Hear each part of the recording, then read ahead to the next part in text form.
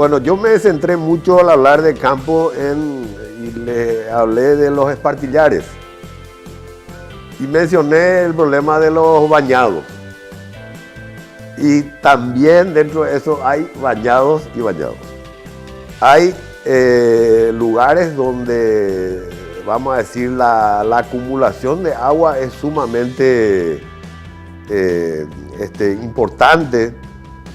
Y ahí ni el clavel ya tampoco prospera porque ya la condición de anegamiento es ya muy exagerada, ya es muy pronunciada. Para esos lugares es sumamente interesante la implantación de todo lo que sea el complejo de las braquiarias múticas, de todo el pasto pará, el tangola, el pasto. Hay varias líneas, el Tannergrass, hay varias líneas de braquiarias que están adaptadas para ser plantadas en los bañados. Y esa es una alternativa interesante porque son pastos sumamente agresivos en esa condición de humedad. Yo he visto pasturas de Tannergrass que eliminaron al pirí, lo cual ya mucho decir, ¿verdad? Porque el pirí no es una gramínea, pero es una ciperácea que crece en los bañados y el animal no come porque es sumamente hoja muy filosa, es muy duro, etcétera, etcétera. Yo he visto parcelas de Tannergrass en la estancia Riacho Negro, en la estancia Guavirá, en la señora Mari Llorens, donde el Tannergrass ha eliminado al pirí, para que la gente tenga una idea de la agresividad que tiene. Y ahí vamos a cambiar enormemente, va a mejorar la receptividad de esos lugares, porque ahí se puede sostener tranquilamente más de una unidad animal por hectárea y son pasturas que se mueven sumamente rápido.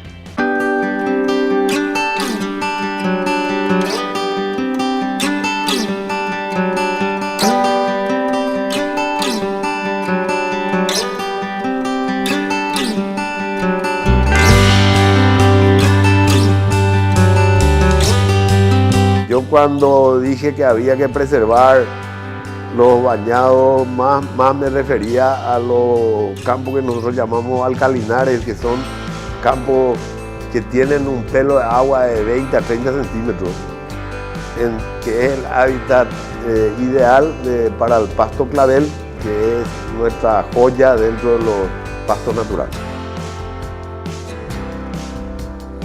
En la segunda parte, que es la pastura de monte, hay la diferencia enorme que hay entre el campo y el monte es la fertilidad y la profundidad del suelo.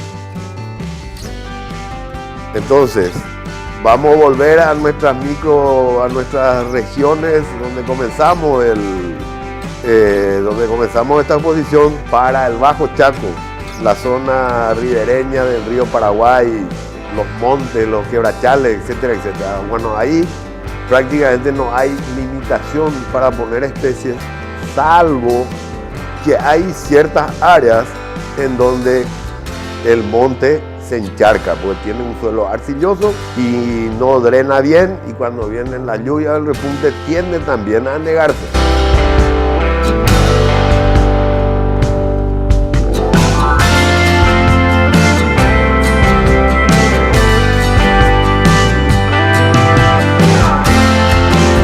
Bueno, al tener un suelo de primera calidad desde el punto de vista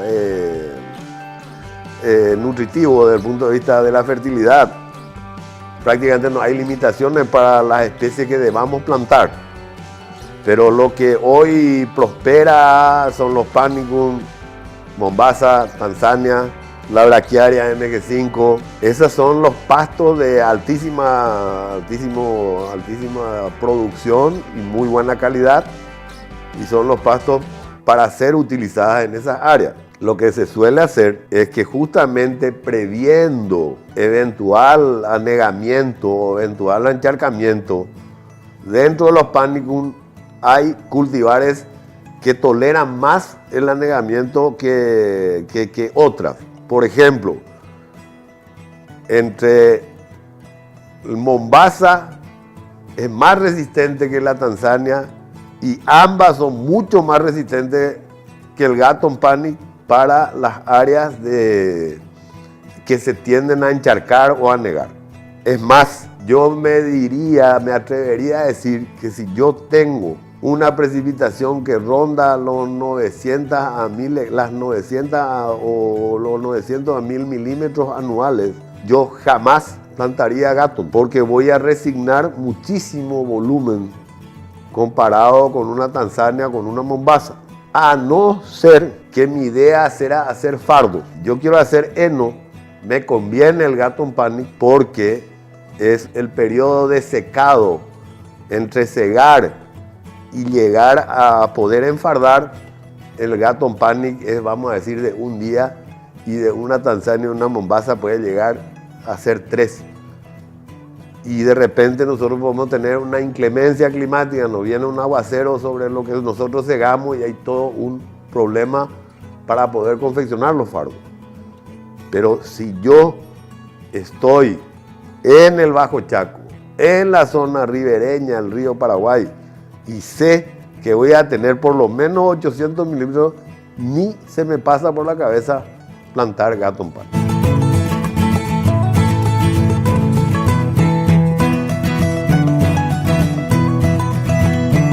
Ahí estamos en las 2 primeras regiones que yo hablé.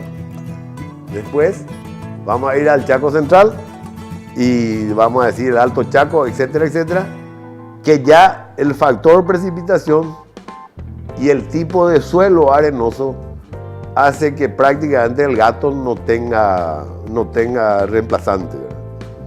El Gatton es un pasto extraordinario en el sentido de que tiene muy buena calidad, prácticamente no se encaña, o sea, nunca se vuelve fibroso, y como un mecanismo propio de las especies adaptadas a las sequías o periodos prolongados, tiende a semillar frecuentemente. Una planta de Gatton Panic te espiga 5 o 6 veces al año. Y eso permite una muy buena propagación. Y cuando las cosas, o sea, suele ocurrir que de repente se anegó el campo y desapareció el Gatton, pero después se fue el exceso del agua y vuelve otra vez. O sea, tiene un pasto realmente demasiado versátil, ideal. Y lo que nosotros hacemos, o por lo menos yo recomiendo, y también se está extendiendo mucho esta práctica, yo suelo plantar, por decir, 6 kilos por hectárea de Gatton Panic con un valor cultural de 50%, y siempre le agrego 1 o 2 kilos de esta Urocloa mozambiquensis, que es un pasto que en su forma o en sus características la Urocloa es un género muy afín a las braquiarias, o sea, parece una brisanta. Y eso ayuda, sobre todo en los suelos muy arenosos, a cubrir el espacio entre pastos de los que se produce cuando uno planta un pasto erecto, como es el Gatton. O sea, esas zonas peladas que quedan entre plantas, la Urocloa es la que tiende a cerrar. Y si nosotros tenemos el suelo cubierto, es la mejor manera de prevenir la infestación de maleza.